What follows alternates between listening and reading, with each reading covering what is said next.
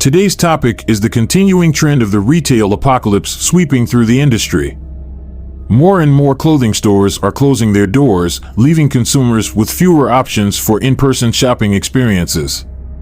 It's no secret that traditional brick-and-mortar stores have been struggling to keep up with the rise of e-commerce giants like Amazon, and the pandemic has only accelerated this trend. As a result, we're seeing more retailers pulling out of malls and minimizing their physical footprints. Before we start, do not forget to like and subscribe for more updates in the world of retail. The Children's Place is the latest retailer to announce the closure of approximately 100 locations in 2023, joining the ranks of Talbot's, Abercrombie & Fitch, and Eddie Bauer, who have already shuttered individual stores this year. Even beloved brands like J.Crew and TJ Maxx are now joining in and closing stores.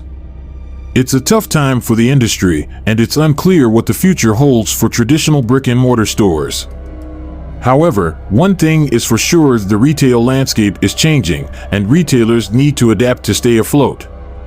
It seems like TJ Maxx is following in the footsteps of many other retailers by closing some of its stores, but the good news is that they have plans to relocate to nearby Guilford, Connecticut. This move will not only provide a new location for customers, but also potentially create job opportunities for the area. It's always tough to see stores closing their doors, especially in small towns where they may be the only option for residents, but it's essential to remember that retailers are constantly evaluating their business strategies and adjusting to the ever-changing retail landscape. While TJ Maxx has yet to officially confirm the closure of its Clinton location or the move to Guilford, reports suggest that the retailer has its sights set on a former Walmart site. This move would make sense for TJ Maxx, as it would provide a larger retail space and potentially draw in more customers. It's important to note that TJ Maxx isn't the only retailer eyeing former Walmart locations, as these sites often offer ample space at a lower cost than building from scratch. The closure of physical stores doesn't necessarily mean the end of brick-and-mortar retail altogether. Many retailers are experimenting with new formats that merge the convenience of online shopping with the personalized experience of in-store shopping. One example is the rise of dark stores, which are essentially mini warehouses or fulfillment centers that allow customers to order online and pick up their items in-store. These dark stores often feature minimal staffing and reduced overhead costs, making them an attractive option for retailers looking to optimize their operations. It will be interesting to see how these new formats continue to evolve and shape the future of retail. As with any retail move, there are bound to be questions and concerns from both customers and the community. It's reassuring to know that city officials have confirmed TJ Maxx's plans to relocate and that the retailer is actively seeking the necessary permits. While the closure of any store can be a difficult pill to swallow, it's important to remember that change is inevitable and we must adapt to it. In the meantime, we'll be keeping a close eye on TJ Maxx's next move and any updates on the situation. It seems that J.Crew is continuing to trim its brick-and-mortar presence across the country, as reports surface of yet another store closure in California. The J.Crew location in the Arden Fair Mall in Sacramento is reportedly set to close, with no official date provided yet.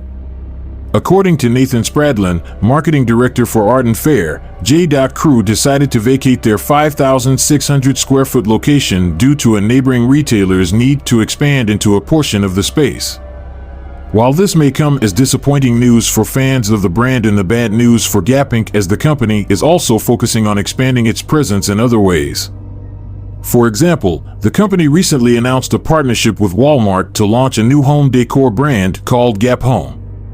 This move allows Gap to tap into the home goods market and potentially reach a new customer base. Additionally, Gap is also investing in its digital capabilities, with plans to launch a new e-commerce platform and improve its omnichannel offerings. It's clear that retailers are facing a rapidly changing industry and are having to make tough decisions to adapt and survive. While it's always sad to see stores close, it's important to remember that this is not necessarily the end of brick-and-mortar retail. With the rise of new formats like dark stores and the continued experimentation with hybrid online/in-store models, the future of retail remains uncertain but full of potential. As consumers, we can support our favorite retailers by shopping in-store when possible and embracing new technologies that enhance the shopping experience of in-store shopping. Let us know in the comments below, and do not forget to like and subscribe for more updates in the world of retail. Thanks for watching.